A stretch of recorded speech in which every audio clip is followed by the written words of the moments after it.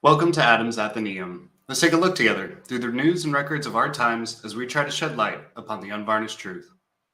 Thanks for coming back to listen to this episode where we're going to talk about a situation that happened in Michigan that has implications for the rest of the U.S. Let's start by looking at an article here from Fox 17 in Michigan, and it's titled, Ionia Man Charged with Shooting a Pro-Life Canvasser, but Their Stories Vary. Now, this incident took place on September 20th of this year. This article was written on September 30th by Doug Reardon. It says, Richard Harvey, the man accused of shooting a woman canvassing door-to-door against Michigan's Proposal 3, made his first appearance in court Friday. Harvey is charged with a felony count of assault with a dangerous weapon and 2 misdemeanor firearm charges that, together, could land him behind bars for 6 years. But the two parties' stories differ greatly. And boy, do they. We've got, on September 20th, Joan Jacobson was canvassing in opposition to Proposition 3, a Michigan ballot initiative that would enshrine abortion rights in the state constitution. When she arrived at the Harvey's address, Richard's wife, Sharon, answered the door and told Jacobson she was in favor of it. The first thing I said to her was, did she know it was going to amend the state constitution? And she didn't care. She was yelling and screaming, said Jacobson. Then she proceeded to say, you don't have any right to be here and get off my property. And so I said, okay. I complied. I started going down the steps and got on the sidewalk. Jacobson claims that she was walking away. Richardson came out of the barn of the property holding a gun. I no sooner saw the man when I heard the shot, and I felt pain, said Jacobson. I was so stunned. He didn't say anything to me. She didn't say anything to me. I didn't say anything to them. Well, that's all fine and dandy, but in situations like this, coming from, I used to work security for several different types of places. And essentially in situations like this, the truth is somewhere between the lines, right? Each party wants to vindicate themselves. No one wants to really blame themselves or admit guilt upon themselves, right? So the truth is going to be somewhere in the middle. Let's see what other articles we can pull up involving this same situation. So we're going to head over here to the New York Post, to an article titled, Michigan Man Charged with Shooting Elderly Pro-Life Canvasser. And let's scroll down. It says, a Michigan man shot and wounded an 84-year-old pro-life canvasser at his home last week. The homeowner, 74-year-old Richard Harvey, surrendered to police on Friday and was charged with felonious assault and reckless discharge of a firearm causing injury in the September 20th shooting, according to Ionia County Prosecutor Kyle Butler. The canvasser, Joan Jacobson, told police she had knocked on the door to Harvey Odessa's township home and asked the woman who answered the door to vote against Prop 3 in November, which would amend the state's constitution to guarantee the right to abortion in the state if passed. Jacobson, a longtime volunteer for Right to Life of Michigan, told the Detroit News on Thursday that she was told to leave the premises when she heard a shot and felt some pain.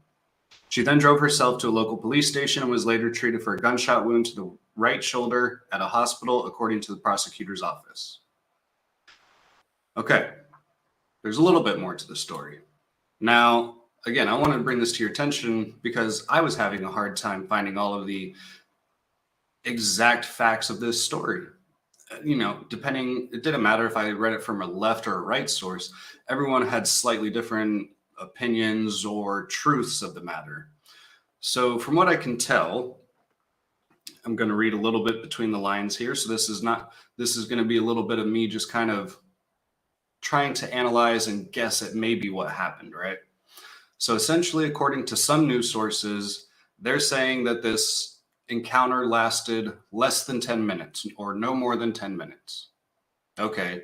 So there must have been some kind of dialogue exchange, because by the sounds of these articles, it sounds like Miss Jacobson, or the pro-life canvasser, Just walked up to the door, knocked a few times, said a few words, was asked to leave. She turned around, got shot.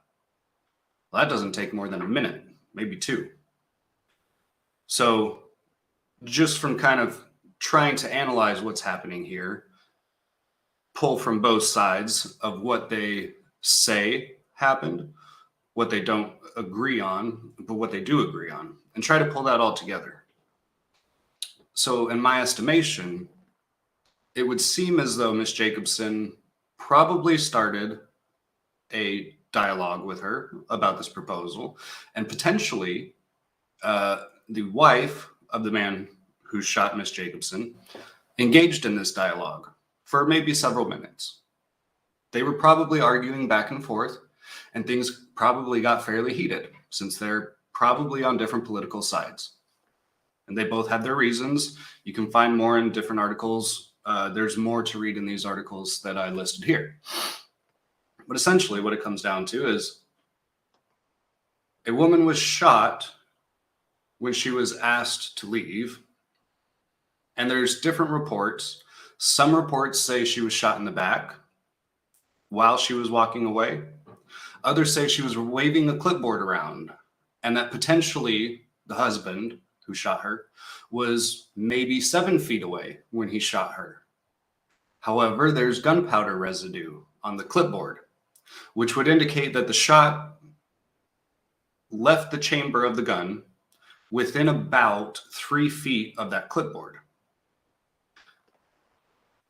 So for you to get shot in the back, you'd have to have your clipboard somewhat behind you, right? Now there's other reports that she got shot in the shoulder and it came out through her back. The bullet came out through her back. That would make a little more sense if you're holding up a clipboard for whatever reason and the gun is near it and they shoot. The debris that comes out from the barrel, from the discharge of the bullet, would then leave the residue on the clipboard and could leave a gunshot through your shoulder that comes out your back. That seems plausible. Is that what happened? I don't know exactly. I'm not a forensic expert, but that would seem to make the most sense in this situation. It would seem as though this heated dialogue of words between adults, which is normal, rational, acceptable, got to the point where the homeowner felt uncomfortable and asked Miss Jacobson to leave. Now, just to be clear, on trespassing laws basically across the country, once you are told that you are trespassed or to leave or to get off someone's property, then after that point, they have to ask you again, you are breaking the law and you are trespassing on someone's property. It's a misdemeanor offense. Okay, call the police. But instead she was shot.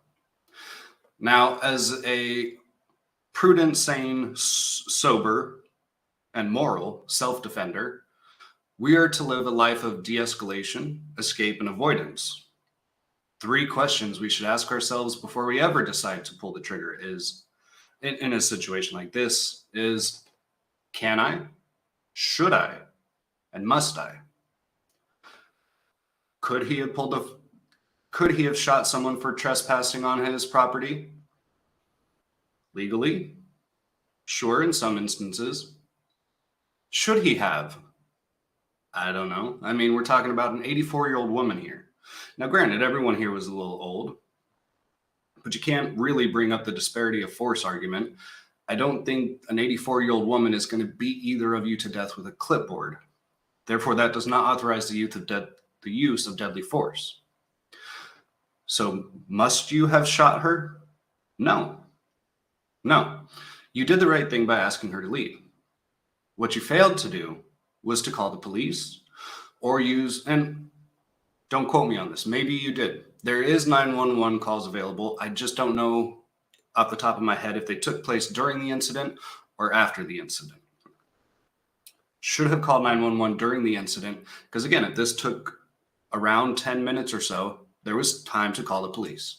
Because according to some of these sources, it was the wife, the husband, and maybe a granddaughter that was there at the time that all asked Miss Jacobson to leave. So someone could have called 911. Or, again, when you are not authorized to use deadly force, you can use defensive tools to help stop someone from doing the wrong they are doing. She was trespassing. So you can use regular force against that to enforce it. So you could have used pepper spray or maybe a taser. And, let's check out Michigan's laws on trespassing. And then we'll check out something from U.S. Concealed Carry Association, which is a site that I use to protect yourself in the event that things go wrong and you have to use your gun in a self-defense situation. It just means that you've got tools, knowledge, and training available to help you become a better self-defender. And they're a great company. They will have your back in the event of a justified shooting. This is not a promotion for them, but I use their website and I highly regard them. But let's start first with the laws. Let's go over here to the Michigan legislature, the Michigan Penal Code. And here it says, trespass upon lands or premises of another, exception, violation, penalty, and process server defined. Except as otherwise provided in subsection 2, a person shall not do any of the following: enter the lands or premises of another without lawful authority after having been forbidden to do so by the owner or occupant or agent or owner of the occupant. Remain without lawful authority on the land or premises of another after being notified to depart by the owner or occupant or the agent of the owner or occupant. Enter or remain without lawful authority on fenced or posted farm property of another person without the consent of the owner, his or her lessee, blah, blah, blah. The subsection just includes other people who you basically can't trespass because of certain legal reasons. But basically, it says, once you have been asked to leave, you have been trespassed. Unless if you have signs, they don't need a verbal trespass. Just walking upon your lands is trespassing if you have signs posted. If you don't have signs posted, you must give a verbal notice, which it sounds like was given. Okay, so now let's go over here to USCCA and check out some of the state laws and talk about how they can apply to this. Let's get the right screen pulled up here. Okay. Again, USCCA, the Michigan Concealed Carry Reciprocity Map and Gun Laws. We got summary of Michigan gun laws. Open carry is legal in Michigan for residents that are 18 years old who can legally possess a firearm, provided the gun is registered in their name. And it continues. Concealed carry is legal for residents with a Michigan concealed pistol license and for non-residents that are at least 21 years old and who have licenses or permits from their state of residency. And it continues. Now, here's the part that we need to talk about. Self-defense. Michigan is a castle doctrine state and has a stand your ground law. A person may use deadly force with no duty to retreat and anywhere he or she has the legal right to be. Any person who uses a gun legitimately in self-defense has immunity from civil liability. Now, to some people, just reading that at face value, it may sound as though you have a right to protect you or anyone or anything in your house, and you don't have to retreat for any reason. You were authorized for deadly force, but that is wrong. It clarifies down here, for the use of self-defense, an individual not engaged in the commission of a crime may use deadly force against another individual anywhere he or she has the legal right to be, with no duty to retreat, if the person honestly and reasonably believes that the use of force is necessary to prevent imminent death and or imminent great bodily harm to himself or herself or to another individual, or imminent sexual assault of himself, herself, or another individual. Again, we're talking about elderly folks who one had a clipboard. Some sources say maybe an umbrella. And the husband had a rifle, a .22 caliber rifle, if I remember the story correctly. That's not okay. You should not have shot her. You do not need to shoot her. And if the story is correct that she was walking away when you did shoot her, that's wrong. Now, it's okay sometimes for people to be shot in the back. It happens. But if someone is walking away and they are not in the commission of a felony, you don't have the legal right to shoot them, period. And that's why you're being charged. Now, this is not the only situation like this, right?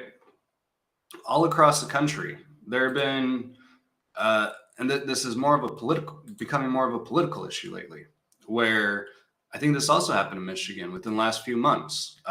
Some middle-aged man ran over an 18-year-old kid because he looked like a MAGA Republican extremist. Don't those sound like the words Joe Biden used? Now, I'm not going to say that this kid's death is Joe Biden's fault. He didn't call for the death of this kid. However, it's interesting that Joe Biden's followers listened and use this rhetoric when killing their political enemies. And then at his bail hearing, he was shocked to hear that he was actually being charged with a crime. He couldn't understand that he did wrong. And they let him go. So, and again, pro-life centers, pregnancy centers have been bombed, firebombed, attacked, graffitied. We've had political violence. We've had political candidates, congressional candidates. What am I trying to think of? Supreme Court members have had assassination attempts made on them. I don't think it's deniable anymore that we're in some stage of civil war. Civil conflict is escalating, and who it affects is escalating. Everyone seems to be on edge and upset with everything happening, from everything in the economy, to the housing market, to gas, to the jobs, to take your pick. Out of every crisis happening in America right now, something has everyone pissed off and fed up, and everyone's on edge and tense and ready to fight. And it leads to dumb situations like this. This old lady had to get shot for her political opinions for no reason. This guy was in the wrong because he didn't understand the laws, or because he couldn't let his ego go because he was defending his wife. I get it, but you were in the wrong, and you have to admit to that. To be a legal gun owner, to stand for the Second Amendment, you must always do what's right. This is a reminder that guns don't kill people. Stupid people with guns kill people. Bad people who make bad choices with guns or knives or any other weapon kill people. Again, I've left my guns where they are for years, loaded, in case I need to use them for self-defense. Have they shot anyone? No. Have they walked out and had a bad day and committed mass shootings? No. Do they chamber themselves and start firing negligently wherever they're at? No. They just sit there, ready to be used by a sane, super prudent moral person in the event of a self-defense situation. That is what guns are for. Protecting your life from tyranny, whether that be from the government or another individual. That is what the Second Amendment is for. Not for shooting an 84-year-old woman who's canvassing your neighborhood trying to sway people's political opinions. And again, from these stories, he wasn't even the one that she was talking to. He just kind of jumped in the conversation, fired a warning shot at a tree to make her leave, and then fired a shot at her. He said it negligently discharged. Again, if you're obeying the rules of firearm safety, you're keeping your firearm pointed at something that you don't intend to shoot, you keep your finger off the trigger, that would not have happened. You were messed up on one, if not two of those. You must have had your gun pointed at something you did not intend to shoot, or that you intended to shoot. And your finger must have been in the trigger well. You may have accidentally pulled the trigger, but you pulled it because your finger wasn't where it should have been, and your weapon wasn't on safety like it should have been, unless you intended to shoot. So again, this is all conjecture. I'm I'm not saying with proof or clear evidence that this is what happened. This is me speculating from all the different news stories I've read and trying to present some kind of truth to you on the story as to what may have happened, what seems to make the most sense in my mind. And I just want to tell you, it's not okay. I try to tell people here on my channel, similar to the golden rule, we have to treat others better than we want to be treated ourselves, right? We haven't treated ourselves well over the last several years. COVID, political uprisings, everything else. So if we want people to treat us better than how we want to be treated, we have to start with ourselves. We have to be good people to ourselves, and then to those around us, and then to the community, and that will spread. We have to stop violence like this. This is not acceptable. These are things that need to be talked about. Anyway, that's where I'll leave today's episode. I appreciate you all coming back. And I got a new bit of information today. Something I've been meaning to talk about for a while, but I keep forgetting. I hope everyone right here sees this wonderful, beautiful flag right here behind me.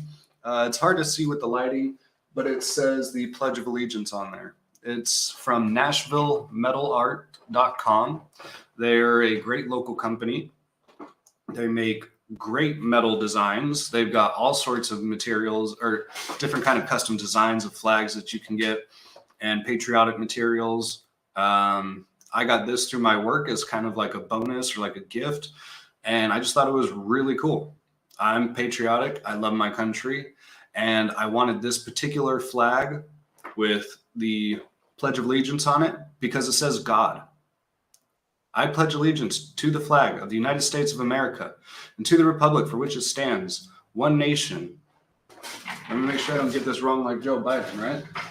One nation, and to the republic for which it stands, one nation, under God, indivisible, with liberty and justice for all. Under God. I don't care if you say the Pledge of Allegiance with whoever your God's name is, or you just don't say God. The part is you're pledging allegiance to the country and to the idea that something is greater than you and us. And that's why I want everyone to go support this company. They make great patriotic materials.